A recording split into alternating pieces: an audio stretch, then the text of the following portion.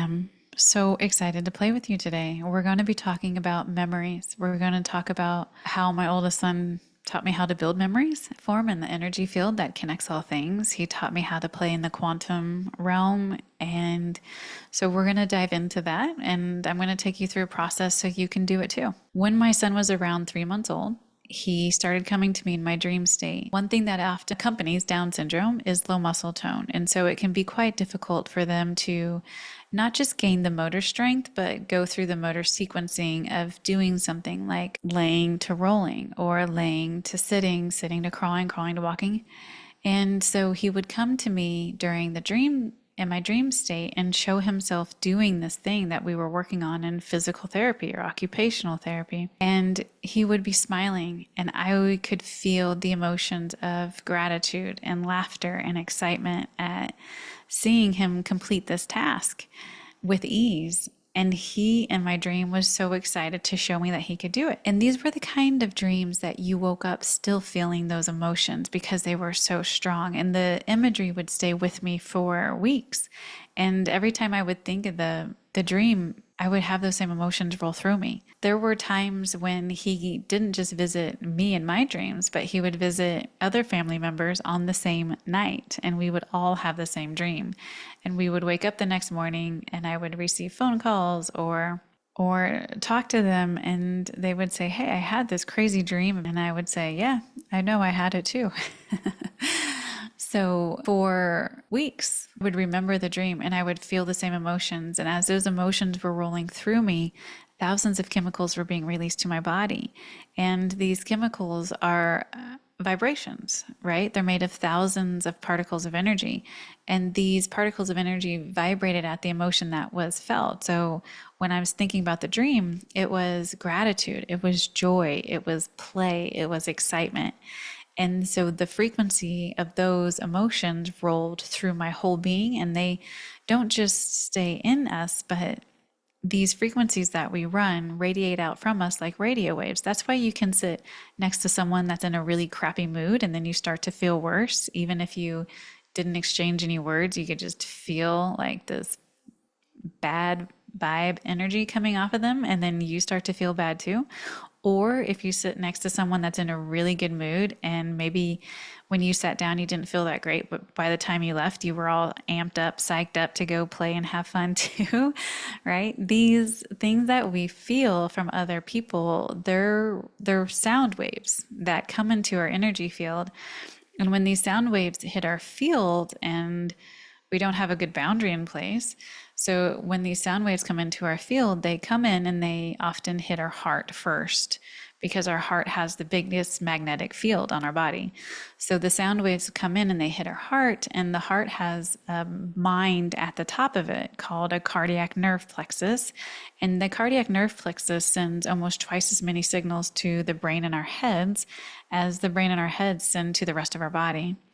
So these waves of energy come in. So I was feeling gratitude and joy and excitement and play energy when I was thinking about my son. And anytime he was in the room with me and I would remember that, I would start radiating out these frequencies of joy, of play, of gratitude, and the memory connected to the memory of him doing this thing. And so that was radiating out from me and touching his energy field. It was coming and touching his heart. His heart started sending signals to the brain to release the same kind of hormones that I was producing that came from joy and gratitude and excitement.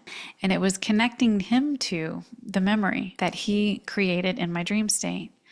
So memories don't live in our bodies. They actually live in the energy field that connects all things. That's why they can't actually find memories in your brain. They've never been able to find that.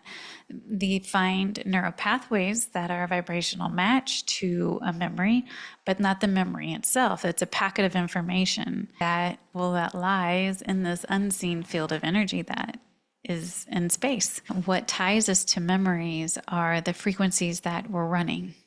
So when I was thinking about the dream, I was radiating out these frequencies, and then he attuned to the frequencies that I was radiating out. He became the frequency needed that tied him into the same memory because he picked up on the same frequencies. It tied him into the same memory.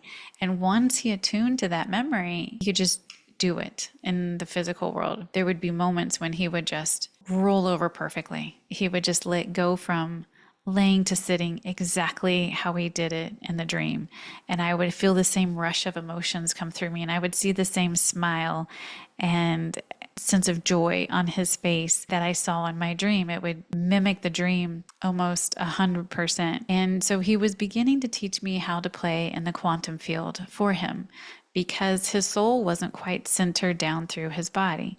So when a spirit starts to descend down into a little baby body, it kind of comes down like a tornado, like a little spiral, and it spirals down your energy centers, your chakras, coming down through the crown at the top of your head. So coming down through that pituitary gland, down into the pineal gland, which is your third eye, down into the thyroid, like right at the base of your throat chakra, coming down your throat and down into your heart, and then down into your solar plexus, which is your celiac nerve plexus, and then it anchors down through the sacral, which is your superior mesenteric nerve plexus. And then it really roots in and anchors into the root, into your womb space, right at the base of your spine, which is the inferior mesenteric nerve plexus. So that's a normal way that a spirit assimilates into a body as the body is developing in the womb. And then the difference for those with Down syndrome or autism is that the spectrum of light that they come down on is much greater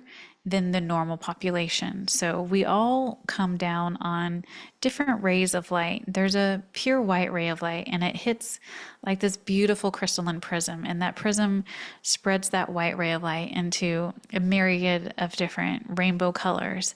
And again, everything is sound waves. So these different colors of rays represent different levels of consciousness, different things that we want to experience or accomplish here. And not one is better than the other. It's just different things that we want to experience. It's different songs that we want to play and sing. So when you start to come down, you align with a few different rays of light normally, and then you embody those down into your cellular structure, into your DNA.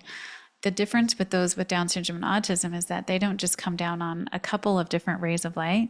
They come down on the entire spectrum of light, and the spectrum beyond that, and the spectrum beyond that. So they're coming down on, let's say, like 24 different colors, and trying to fit that much light and that many different levels of consciousness into a human physiology that is not quite ready for that is nearly impossible. And so when their spirit starts to, descend down, twisting like a tornado, it comes down to a certain point through the chakra system, and often it can come down through the heart. But then once it hits those lower three chakras, the solar plexus right at the middle of your gut, where you hold a lot of emotion, and the sacral, again, a lot of emotion there, and the root, a lot of emotion there. When it hits those, when a really expansive spirit hits those three energy centers, those energy centers tend to be vibrating too slowly to be able to hold a soul that expansive. So as they start to come down through the chakra system, they usually bounce out sideways, and their soul's in there a little crooked. So it makes it really, really difficult for them to process emotions because their spirit isn't lined up in there. So they can't actually feel a lot of emotions, or when they do feel it, there's no way to process it or to route it correctly.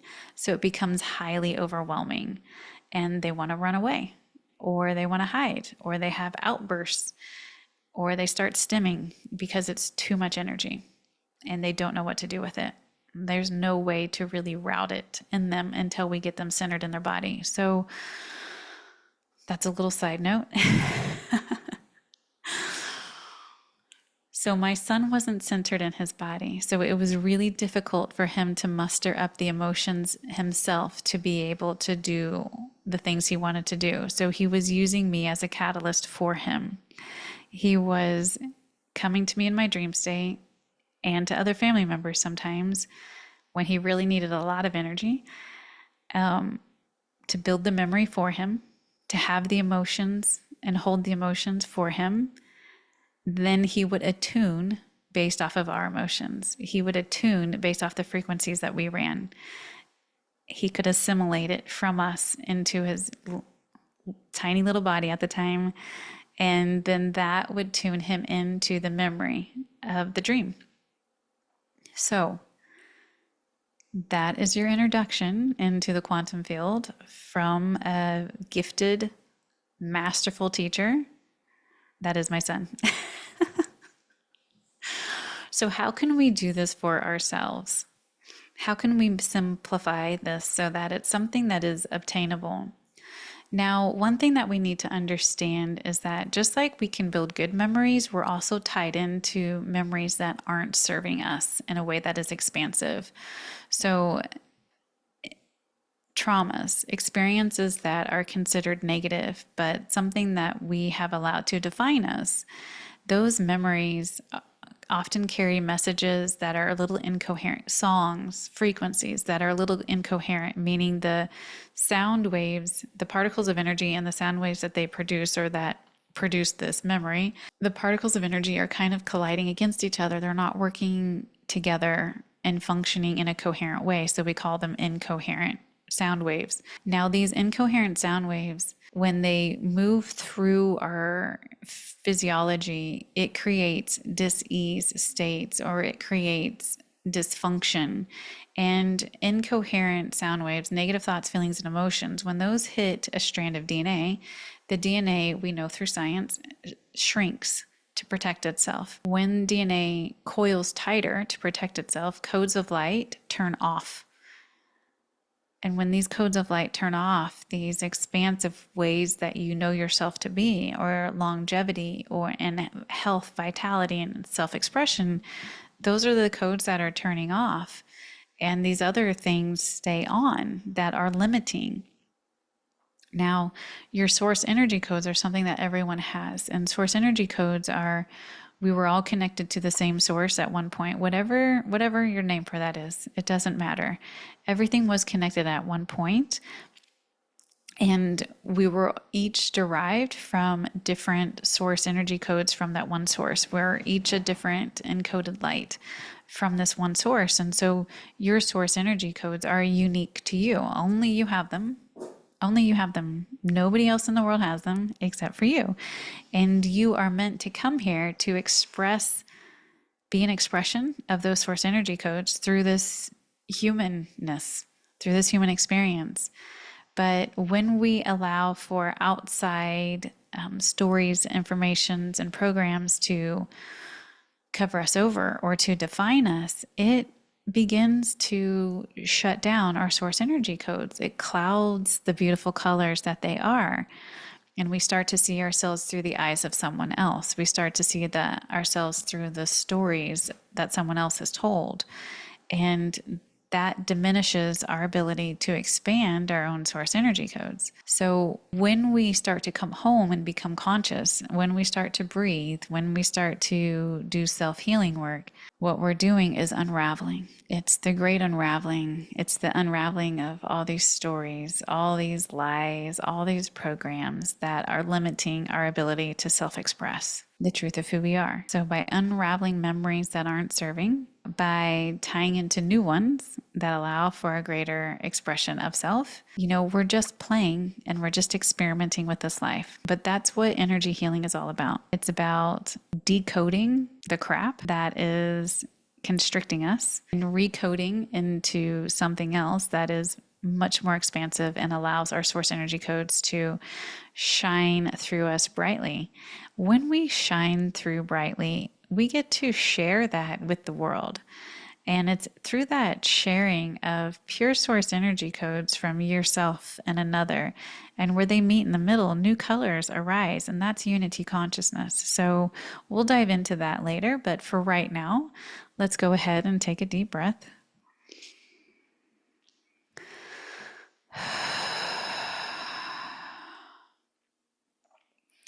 I just want you to decide to reclaim all of your energy now. I now command for all my energy to come back home to me now, where attention goes, energy flows. So by focusing on your breath, focusing inward on your breath, that is bringing your attention back home. So energy is going to start to come back home. And the goal is to detach from the memories in the field that aren't serving us. So by breathing a little deeper, a little slower, allowing the shoulders to fall away from the ears, signaling that primal response that the body is safe because we have enough time to breathe.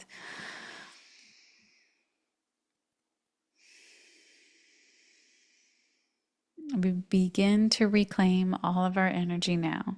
We bring all that energy back into our body.